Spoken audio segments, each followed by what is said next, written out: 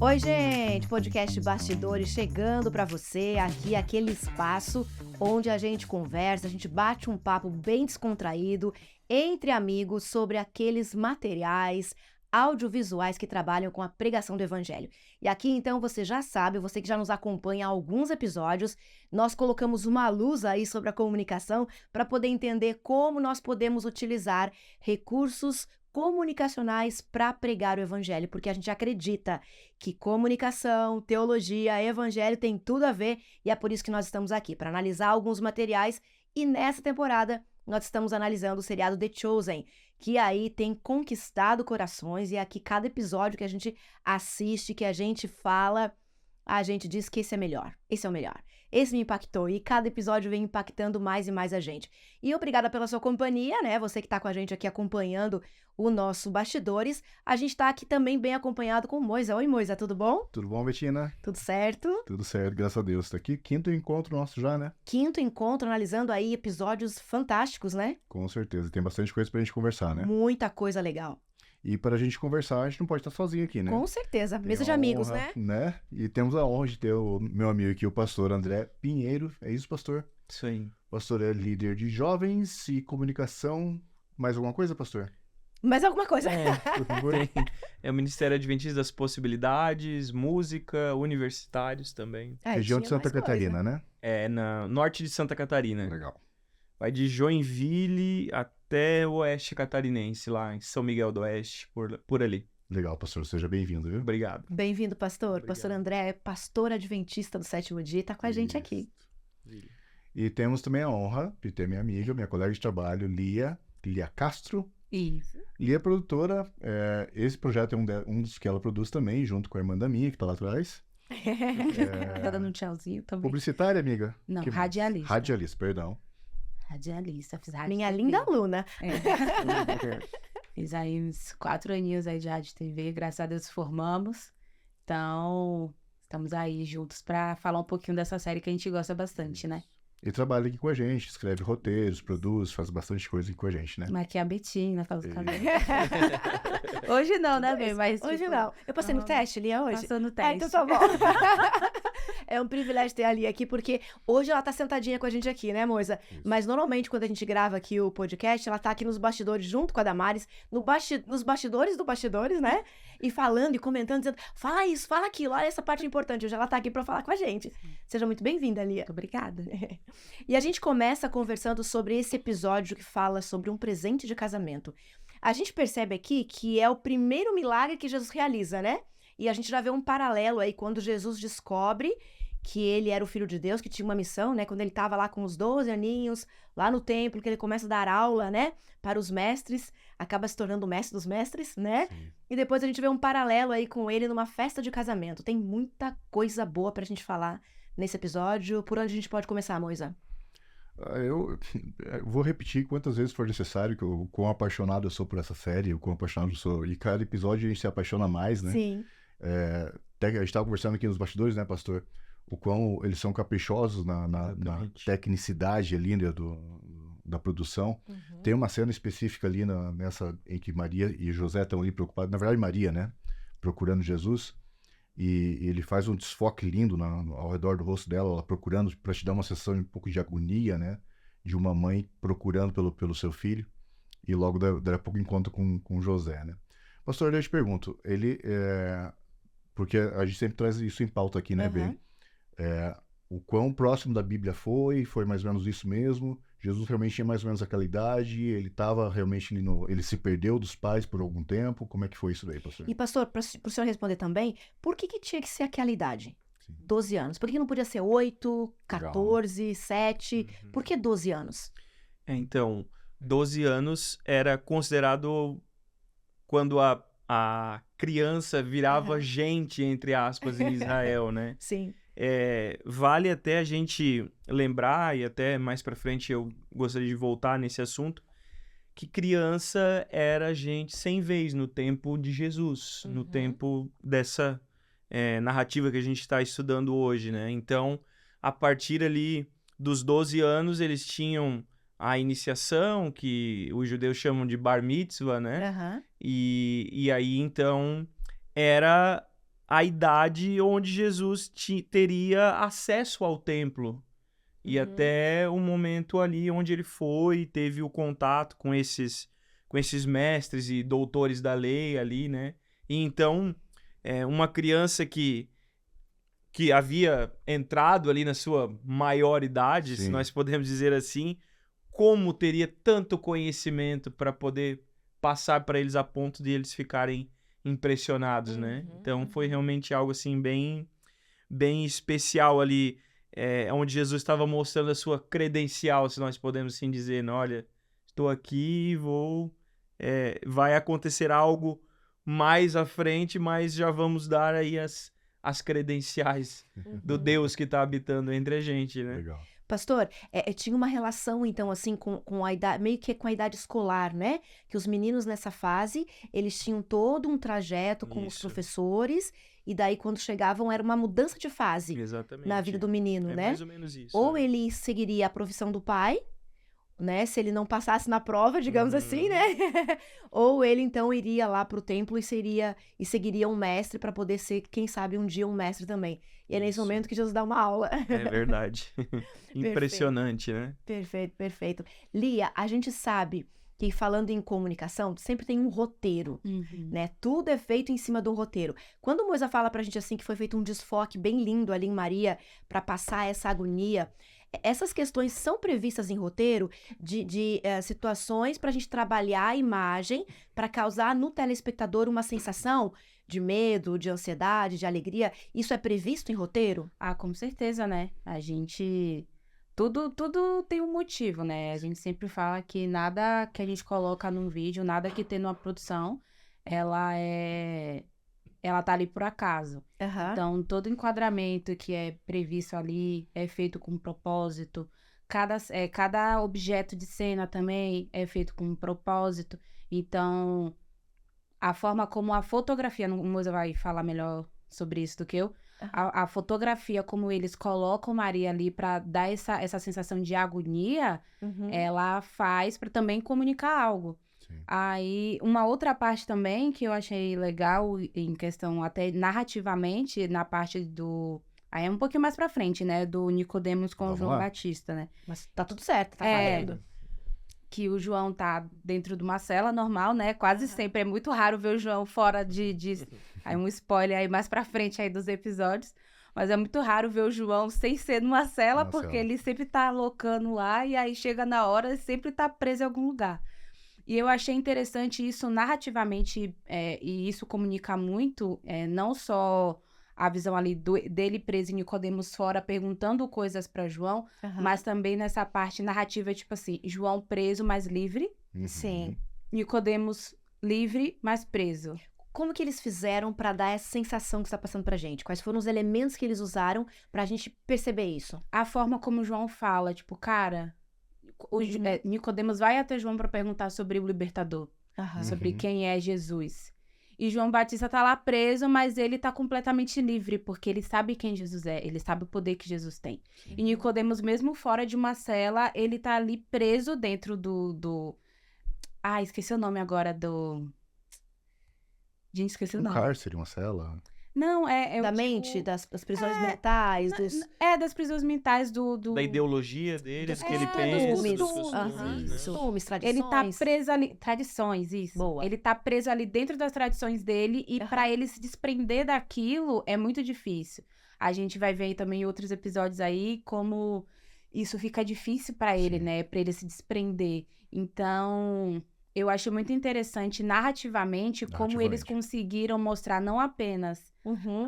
no cenário ali que João tá no contexto e Nicodemos tá em outro, mas como eles estão inversos. Sim. De que Isso é por mais muito que eu esteja solto fisicamente, eu tô preso Até- mentalmente, espiritualmente. Uhum. Até essa é uma aplicação para a vida, né? Com Sim. certeza. Porque a gente, em palavras assim, bem claras, a gente sempre vai ser escravo de algo, entendeu?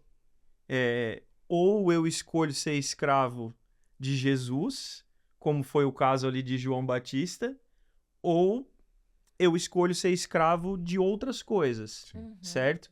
Então, João, ele estava no cárcere, mas a escravidão em Cristo gera liberdade, e Nicodemos, ele estava livre fisicamente, preso nas tradições, escravo de todo aquele sistema que existia ali, né? Isso é muito legal a gente trazer, né, pastor, para nossa realidade, porque a gente pode estar livre, mas preso, né? Que é o que a Ali acabou de falar pra gente, né? A gente pode estar livre, não estar dentro de um cárcere físico, mas a gente estar aprisionado a tradições, como o pastor muito bem falou pra gente, que são questões mais mentais, né? De conceitos, de princípios, mas também a gente pode estar livre, mas aprisionado a questões físicas, né? Como, por exemplo, um vício, um relacionamento abusivo, né? Situações que nos aprisionam e não nos permitem visualizar a liberdade.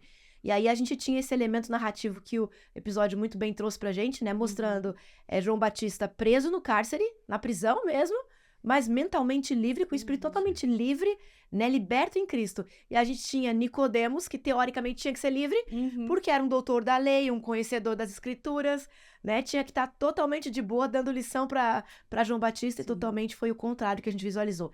Além da narrativa, eles usaram alguns outros elementos também, né, Moisa? Tem uma técnica de iluminação ali que, essa ideia. Que a Daminha estava conversando com a gente aqui, né, e que é lindo de reparar mesmo, né?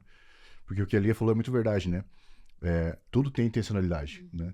E eu acho lindo porque, assim, a gente sempre vê isso em Hollywood, né? Os milhões sendo gastos lá e a intencionalidade sendo colocada nos filmes. E agora a gente começa a ver um produto nosso, que eu posso chamar de nosso, né? Nós somos cristãos. Cristão, né? Um produto cristão, Nós somos cristãos, a gente acredita naquilo, do mesmo jeito que o diretor acredita, né? Um filho de pastor que colocou os talentos dele nessa produção. E nesse momento em específico é muito legal de ver, porque, assim, você vê, como a Lia mencionou, a liberdade dele ali no roteiro, na maneira que ele se expressa, mas também na questão de iluminação você vê o João Batista todo iluminado, porque ele está numa contraluz ali, né? E o Nicodemos contra a luz, de uma certa forma, só com a silhueta dele e com o rosto não tão iluminado. Então, imageticamente, você transmite também essa dualidade ali de liberto e preso, né? Perfeito.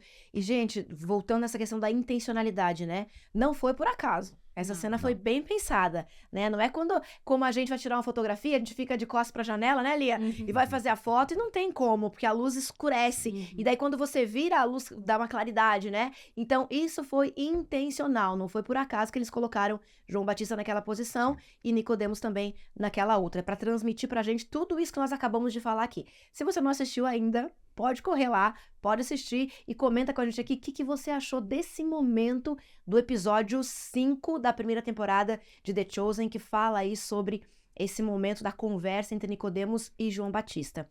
E nesse episódio, que é o episódio onde Jesus realiza o primeiro milagre, tem outros elementos que é importante a gente trazer para a nossa conversa, né? É o primeiro milagre de Jesus, pastor. Numa festa de casamento. O início do ministério de Jesus, né, acontece ali justamente num casamento.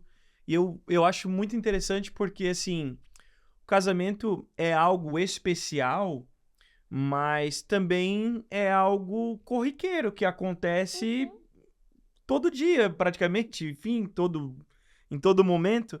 E o primeiro milagre de Jesus, onde ele inicia o ministério dele, é nesse lugar corriqueiro, no cotidiano, para Jesus, quem sabe, mostrar pra gente que ele se importa também com as coisas simples da vida, que ele se importa, que na verdade tudo que é importante pra gente é importante pra ele também, né? Sabe, pastor, eu não lembro se nesse episódio tem essa relação, mas quando eu assisti, agora conversando e lhe ouvindo aqui, me ocorre algo na mente, né?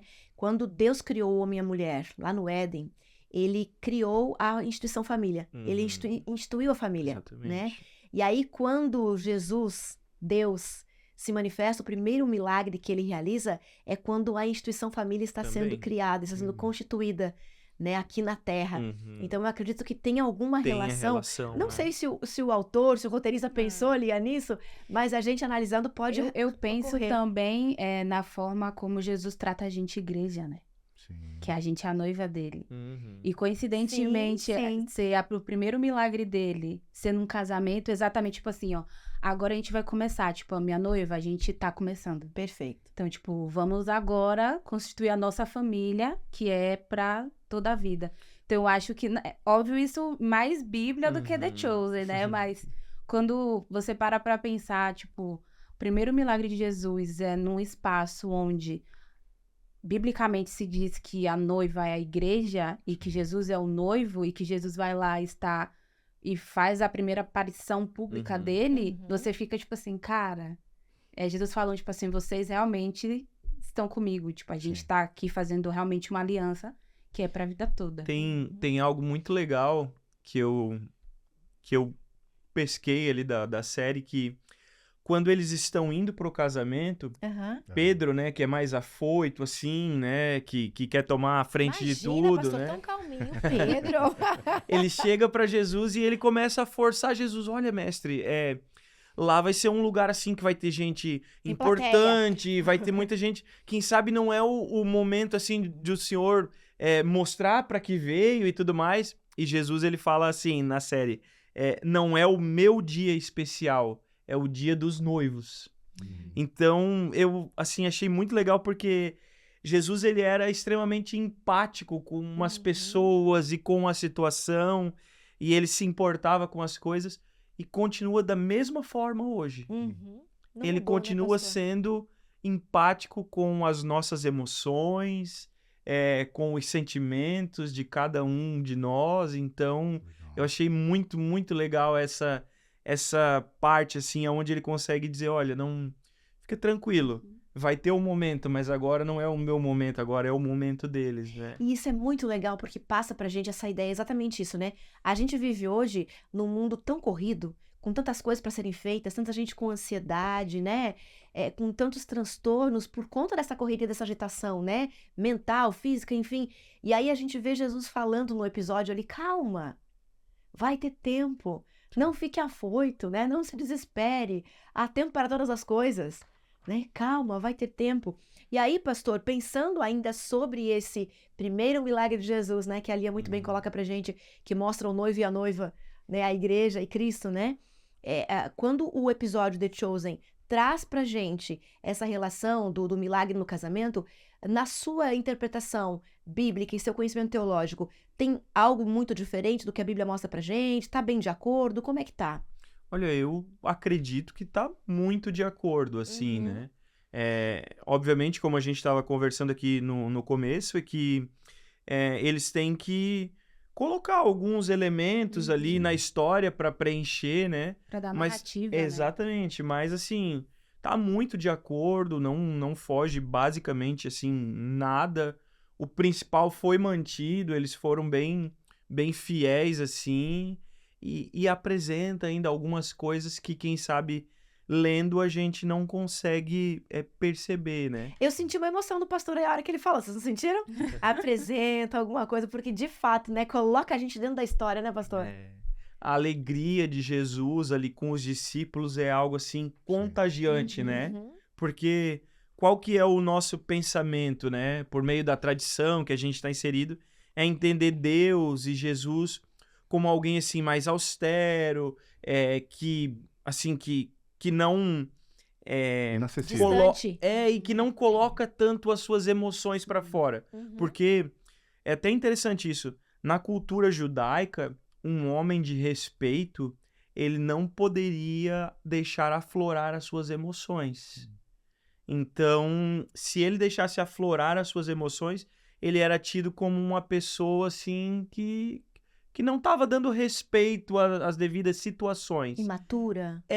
Imatura, e também, assim, ele não podia, a palavra que nós usamos hoje, a expressão que nós usamos hoje é descer do salto, Ok. né? Ok. Então, e Jesus, aqui na série, retrata o que Jesus era de fato. Ele nem usava salto, na verdade, né?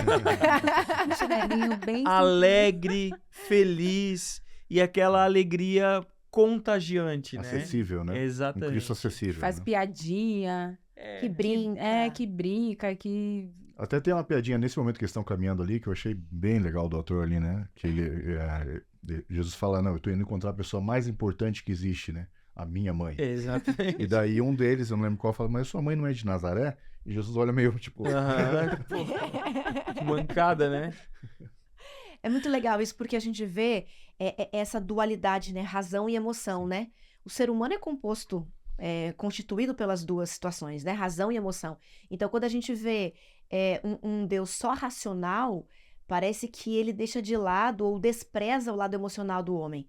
E aí, quando a gente vê um Jesus aqui, razão e emoção, Lia, tá dizendo pra gente assim, não, tá tudo certo. Que é Deus e homem, né? Exato, exatamente. Vocês podem ser alegres. Sim. Não é pecado, não é um problema Dá ser uma alegre, risada. né? Exatamente.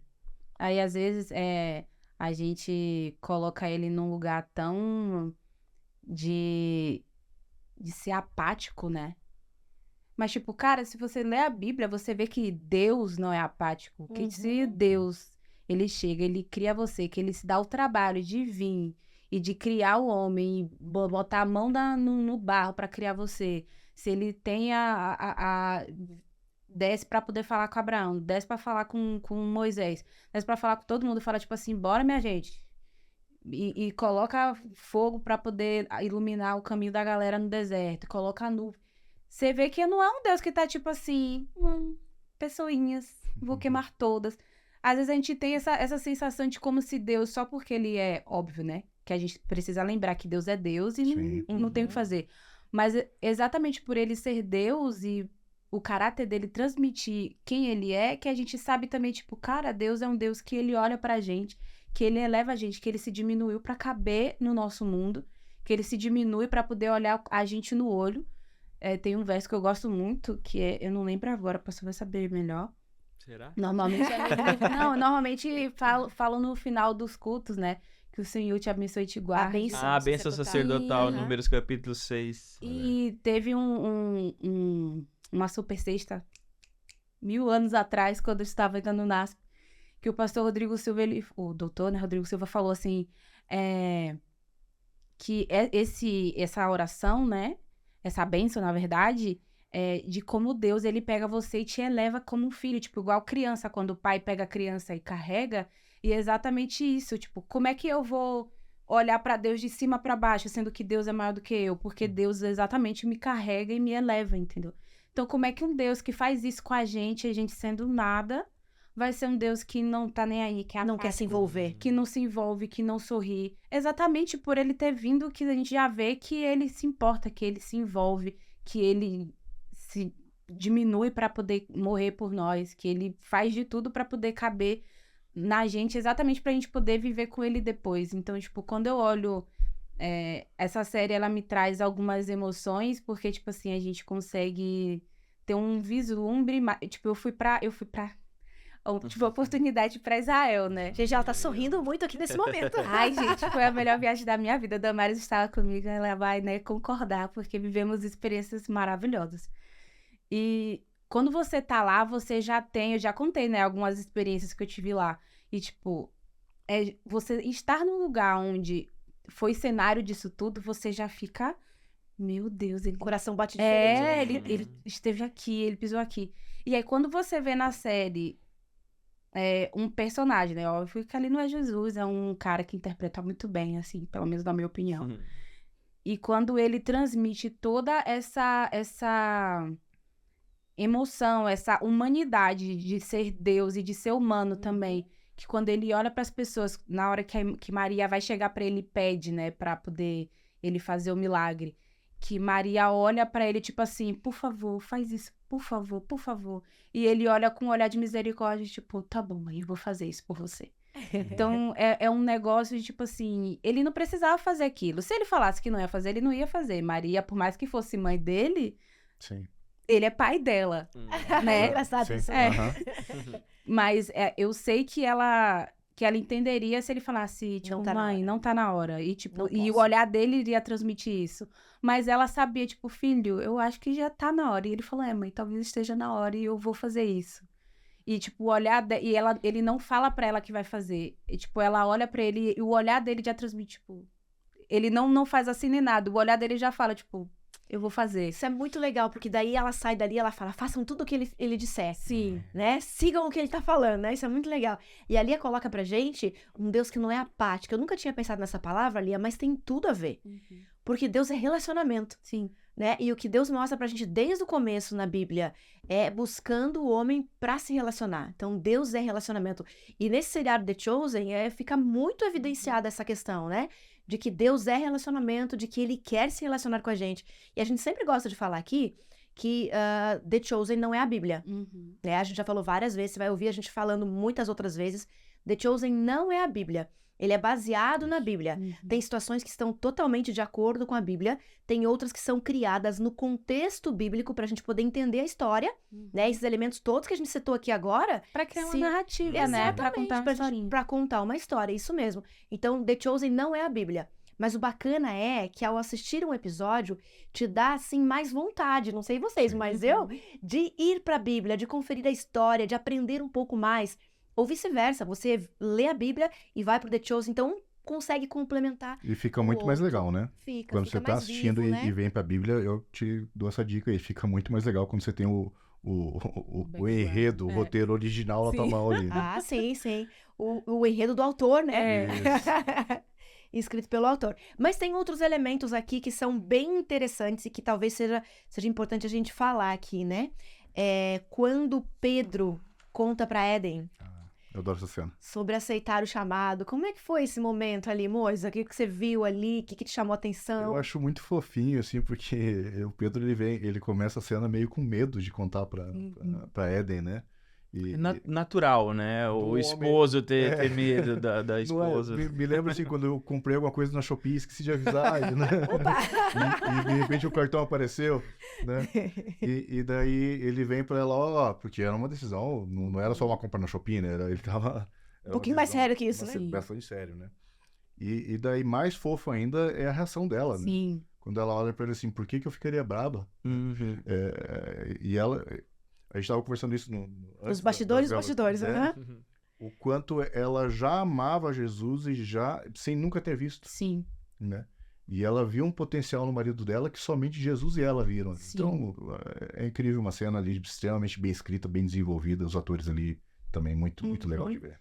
Mas aí a beleza de ter um relacionamento com Deus, né? Sim. Da Éden. Ela sempre... A gente vê durante a série que ela sempre tem um relacionamento muito profundo com Deus. E o Pedro, ele sempre lá brabão, né? E tipo, ia pescar e... vamos pescar porque tem que pescar. Porque tem que pagar as coisas. Resolvedor. Ele é resolvedor. E aí, É prático, quando... né? E a Éden também, tipo assim, cara, a gente precisa passar nosso sábado junto. Não, cara, e nossa família. E às vezes eu acho até por isso que ele ficou meio assim, mas aí ela Isso. falou, cara, tipo, Deus faz parte da nossa família. Você tá falando que você vai seguir Deus? Oxi. Então, Vai. tipo, pelo que você tá falando de mim, e eu tô olhando, e é a questão do olhar, né? Eu acho muito que o olhar é a porta da nossa alma, né? É a porta do que tá dentro da gente. E quando a Éden olha no olhar, no olho de Pedro, ela vê que, tipo, ela sabe que Jesus viu o que ela vê nele, Aham. sabe? Esse momento foi muito emocionante Ai, pra mim. sim, demais, eu tô até vontade de chorar. Ah, Porque ela olha nele, tipo assim, cara, ele, tipo, ela sabe dentro da, tipo, Jesus viu o que eu vejo nele. E mais pra frente, né, spoiler, a gente sabe que Jesus viu, porque ele fala pra Essa cena, no outro episódio a gente conversa sobre essa cena. vão ter outros Porque episódios aí, fique muito ligadinho. emocionante, muito emocionante. Gente, estamos chegando ao final aqui da nossa conversa, do nosso podcast, mas eu queria que vocês amarrassem aí com o que mais lhe chamou atenção nesse episódio. O que mais lhe saltou aos olhos, o que mais você percebeu, ou dentro do contexto comunicacional, da narrativa, ou insight bíblico. Vamos começar com Moisa, pode ser? Por onde que eu começo, né? São tantas coisas. É tão bem feito esse episódio, tem umas questões técnicas ali, lindas ali, a trilha, quando começa a mostrar as pessoas bebendo o vinho que tá se acabando, a gente não precisa nem entrar nessa parte, né? Sim. E daí o tintim das duas canecas ali bate certinho uma hora com a trilha, e ao mesmo tempo daí ele vai te levando pra uma certa agonia, porque o vinho tá acabando, e Jesus precisa fazer alguma coisa, a gente sabe que ele vai fazer, mas... Se você Mas não dá conhece- uma atenção, Dá né? uma- Será que ele vai A gente fazer sabe, algo? mas a gente fica, meu Deus. Então, assim, pra mim esse episódio, ele tecnicamente, ele é maravilhoso, porque ele traz umas pontinhas que vão se conectando, mostra um pouquinho do Jesus da infância, ele retoma depois, lá, mais pra frente, no diálogo com Maria. Eu sou fã, incontestavelmente, desse episódio. Essas amarrações, né? Pastor, o que ele chama atenção? Então, trazendo um pouquinho assim do contexto, né? Um casamento hoje é muito importante, mas naquele tempo era muito mais importante. Então era preparado com muito tempo. Existia um protocolo de hospitalidade gigantesco no tempo de Jesus. Então, assim, eu quero que vocês imaginem num lugar de deserto, Aham. com poucos recursos, então não podia faltar comida, porque se faltasse era um desrespeito com os convidados, e não podia sobrar também, porque se sobrasse também era um desrespeito. Sim, imagina a logística disso. né? Exatamente. Então, era preparado com muito tempo. E ali dá a entender o quê? Poxa, eles não se prepararam. Que vergonha. Faltou vinho. E aí Jesus chega para resolver o problema, né? E um outro aspecto que eu gosto muito desse milagre, da narrativa bíblica e também que apresentou ali na série, é Maria falando assim, façam tudo como ele mandar, como você já comentou, né, Betina? Então, assim, isso serve para nossa vida também. Legal. A obediência, ela é precedida pela bênção. Quando a gente obedece, as coisas boas acabam acontecendo. Vamos né? sublinhar essa frase? Poxa. De novo, pastor. A Obediência é precedida pela bênção, né? Perfeito. Então a gente obedece e é abençoado. E na questão aqui espiritual, acontece muito isso, porque Deus, ele quer o melhor pra gente. Então quando ele fala pra gente fazer uma coisa, ele fala pra gente fazer aquela coisa porque ele sabe o que é melhor. E aqui no caso, eles fizeram tudo como ele mandou, e aí aconteceu. E aconteceu um vinho bem melhor do que Do esperado. o esperado, Sim. né? E do que era pra acontecer. Perfeito, perfeito. Lia, fechando. Eu gosto muito, eu sempre vou focar no olhar, né? Do olhar de Jesus. O Jonathan que faz, né? Que é o ator. Ele pegou muito uma essência. Quando a gente lê Ellen White, né? Ellen White, ela descreve bastante ali, principalmente o Desejado de Todas as Nações, né? Que ela descreve muito o olhar de Jesus em algumas situações. E era exatamente o olhar que quando o Jonathan faz, eu vejo, tipo, cara, muito... O Jonathan é o Jesus, né? Que quando ele fala muito esse olhar. E o olhar dele pra Maria, pra mim, foi o ponto que mais me pegou ali. Porque é o olhar de Maria pra ele e o olhar dele pra Maria. Tem um enquadramento que às vezes dá até um slowzinho, assim, e fica bem focadinho, fica bem focado em Maria. Eu acho que até para o contraponto lá da primeira parte, de Maria desesperada procurando Jesus e depois ela achando Jesus, sabe? E o olhar dela, tipo assim, por favor. Tipo, quando a gente pede de coração, Jesus atende. Então, tipo, é um negócio que vem muito a mim, tipo, cara, quando você olha pra Jesus e olha de verdade, quando você pede, ele te atende. Amém. Então, esse momento deles dois, assim, de mãe e filho e de pai e filha, pega muito, assim, em mim. Legal, porque legal. Jesus é perfeito. Não tem A Lia citou aí uma escritora norte-americana, né, que nós acreditamos que é inspirada por Deus, que é Ellen White, e ela citou também o livro Desejado de Todas as Nações. Então, se você, de repente, ficou curioso, quiser saber mais, né, o livro O Desejado de Todas as Nações. E a autora é Ellen White. Ai, gente, Pra é ótimo, gente- leiam. Como? É ótimo, leiam. Sim. Fica a dica. Amplia a nossa percepção de muitas coisas, né?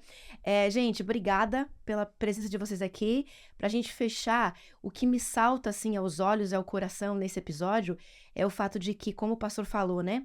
Eles fizeram o máximo. Eles fizeram tudo o que eles podiam, o melhor deles, para que aquele casamento fosse um sucesso. Mas ainda assim, o melhor deles não foi suficiente. Então, Jesus precisou chegar para completar, né? Para deixar o melhor deles suficiente e agradável a todos. E com a gente é assim. A gente dá o nosso melhor, mas nunca é o suficiente. Porque quando nós estamos em Cristo, aí sim, nós somos suficientes. Betina, até eu sei que já estamos estourados aqui no tempo, né? Mas sempre é Mas o milagre, ele acontece exatamente nesse ponto. Quando a gente faz tudo que a gente pode e ainda assim a gente não consegue, Uhum. Deus, então, ele entra em ação. Enquanto a gente puder fazer alguma coisa ainda, Deus, ele vai ficar ali, tipo, dando força, entre Sim, aspas, né? aham. Dando força e empurrando, ó, vai lá, tal. Quando a gente não puder Esgota as mais, possibilidades. esgota as possibilidades, é onde entra o milagre e a força e o poder de Deus ali. Até pra gente saber que é ele que tá fazendo, né? Que não é das nossas forças, que a gente já esgotou as nossas forças, que é exatamente ele que tá ali, tipo, sou eu que estou fazendo. por Não é vocês. na nossa força, é na força dele, né? Isso. Então anota aí. A gente faz o máximo, mas não é suficiente. E aí a gente clama, como Maria clamou. E aí Deus vem, entra, Jesus vem e completa e faz o melhor. Tá bom? Gente, obrigada pela presença de vocês, por nosso Valeu. bate-papo. Obrigada aí pela sua companhia também. A gente fica por aqui e volta no próximo episódio. Até lá.